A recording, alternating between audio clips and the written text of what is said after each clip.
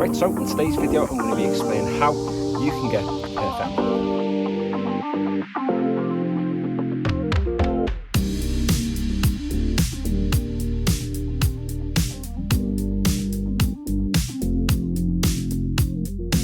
Now, just a little bit of a disclaimer before we get into it. Despite what the title says and despite what I've just said in the introduction, this video may not help you actually get the perfect lawn. And the reason being is because the perfect lawn is relative. The best lawn for you is whatever you see the perfect lawn as actually being. So for example, if you're after getting sort of a bowling green finish or a golf green finish, this channel may not be for you. And what I do want to talk about a little bit in today's video is about why I started this channel and why I decided to call it Novice Gardener. Now, I don't come from a lawn care background.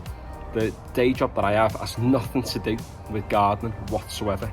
I decided to make this channel because about 2 years ago, there were not many channels on YouTube that really showed how to take a normal, average UK lawn, one that is in a bit of a state, and to turn it into something that looks like this. Now, I'm not saying that this is the perfect lawn by any stretch. To me, this is exactly what I'm after out of a lawn. So when I thought of the perfect lawn, I wanted something like this, something that's really thick, really green, tightly packed together, and something that stripes up really nice too. When I take the dog out for a walk every morning, I look at the different lawns as we're walking up to the backfield, and the average lawn in the UK doesn't really look like this. You know, there are lawns that do, people who are taking care of the gardens and know what they're doing, they do look like this.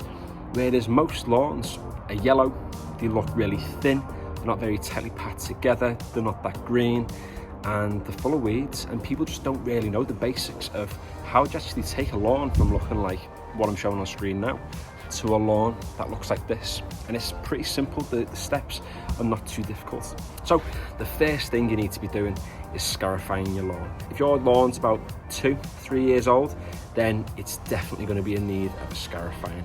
Scarifying is one of those jobs that you should really be doing about maybe every 12 months, every 6 months, depending on how much thatch build-up there is. And the reason why you want to be doing that is because the aim of the scarifying is to take that thatch layer out of the grass. Now, some thatch is good, keeps the moisture in the soil, but too much thatch can suffocate the actual plants that are coming through. So it can suffocate the grass plants, it can make your lawn really thin, really weak, and more prone to things like disease and weed growth too. So if you've not scarified before, get yourself an electric scarifier. You can pick them up for about 70 quid, or get yourself a hand scarifier. It is back-breaking, it does take a while, but you'll still get the exact same job done if you do it right. Then, the other thing I would say as well is you need to be making sure that you overseed your lawn. So once you've scarified, you need to be getting on with some decent grass seed and top dressing it with a little bit of compost. Now, I've got a video on my channel recently of when I overseeded this lawn, and I've done 2 complete lawn renovations this year so far, and they are much more of a heavy overseeding job. So if you want to check out those videos, you can check them out on my channel. And I'll show you some clips as well of how the lawns are looking now from before the renovations to the lawns that they are now.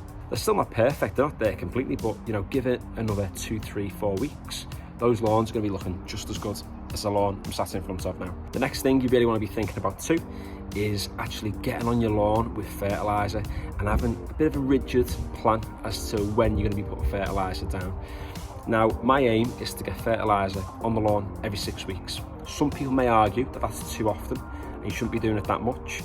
Some people do say that 12 weeks is ideal. However, I do notice that about 6 weeks after putting fertilizer down, like a granular fertilizer, the grass just seems to lose that little bit of an edge. But when you first put it down, after maybe a week or so, you have 5 solid weeks of really thick, really green grass.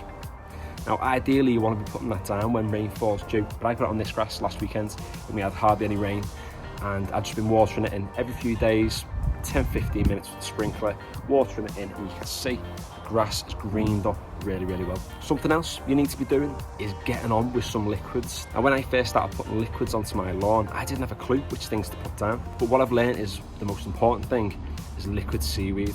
Now, the reason you need to be putting seaweed onto your lawn is that it's the nutrients inside that seaweed that are really healthy for the soil. It packs the soil full of nutrients, which then encourages really strong root growth and results in just a much more healthy plant.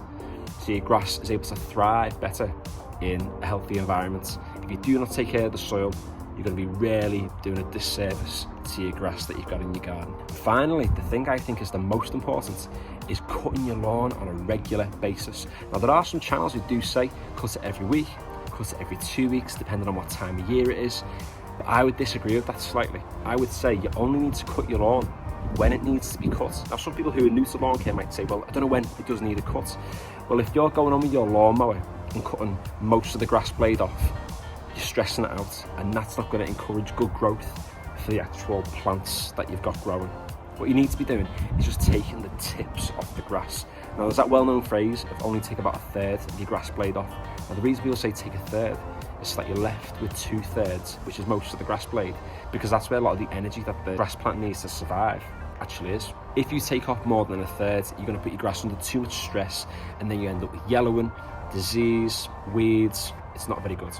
Now, I cut my lawn every 2 to 3 days, which some people may argue is too much. You can tell from how it's looking today, cutting it that often has really paid off.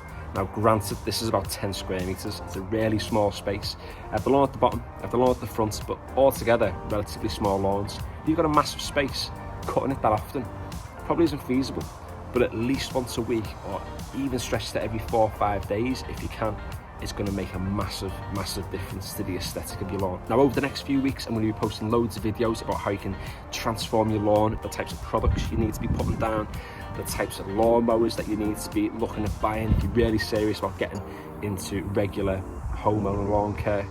And I'll be giving you a little bit of advice along the way to keep your grass thriving through the summer months. Now, just to go back to what I said at the start of the video, despite what the title says about getting the perfect lawn, to me, my lawn is perfect. This is exactly the type of lawn that I wanted it to be. However, if you're after something like a bowling green or a golf green, maybe this video isn't for you. Maybe this channel isn't for you. But if you've got a lawn that's in a bit of a rocky state at the moment and you want to transform it, then stick around and hopefully you'll find the videos useful. So, thanks for watching today's video. If you've enjoyed it, give it a like, and if you'd like to stick around to check out the rest of my lawn renovations over the next few months, then hit the subscribe button. And finally, thanks for watching.